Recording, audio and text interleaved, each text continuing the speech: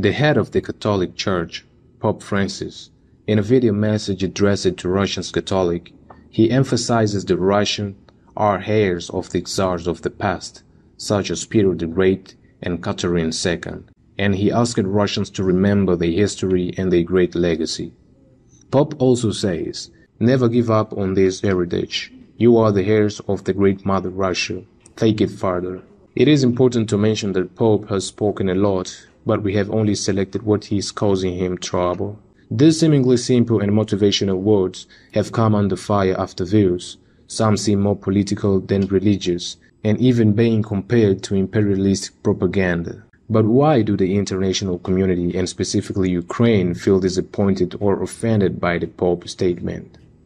When we analyze the historical foundation, by mentioning these two figures, Peter the Great and Catherine II, both responsible for Russia's territorial expansionism and organizers of war of aggression, and even mentioning the great Mother Russia, of course it can easily sound like Pope was encouraging Russian young people to embrace the vision of expansionism, disrespecting the sovereignty of nations. Ukrainian Ministry of Foreign Affairs spokesperson Oleg Nikolenko reacted to the Pope's statement by saying, "It is very regrettable that the ideas of a great Russian state, which in fact are the cause of Russia's chronic aggression, consciously or unknowingly come from the mouth of the Pope, whose mission in our understanding is precisely to open the eyes of Russian youth to the disastrous course of current Russian leadership."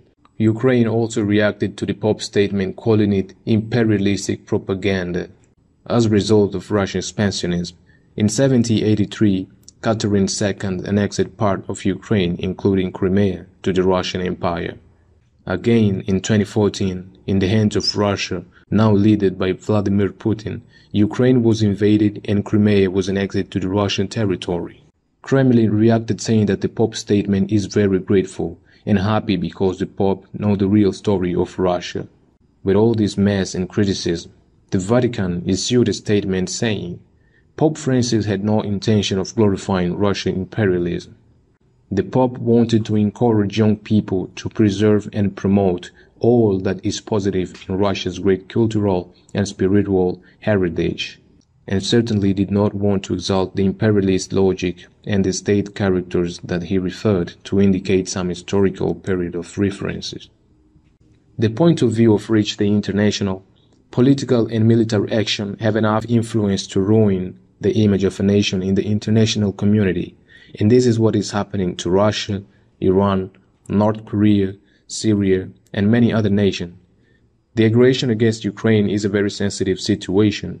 It certainly makes people think on Russia as a villain nation, or a nation who don't deserve, because they disrespected the rights and the sovereignty of another nation, in the specific case, Ukraine. It is important to understand the situation and separate the things.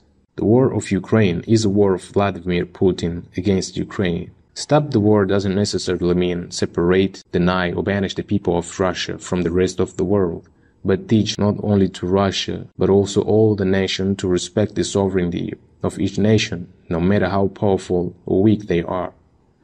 What Pope did actually is something amazing, an example that we must follow. Affirming that Russia is a great nation and rich history and a great legacy is not necessarily say that Russia youth must embrace the expansionism and the imperialism. It can be a way to say open your eyes, remember your history, and don't let any leader or president ruin your legacy. But it's not what the Pope says. Pope had good intentions but used wrong words in the wrong moment. Used terms as Peter the Great, Catherine II, and the Great Mother Russia wasn't a good idea.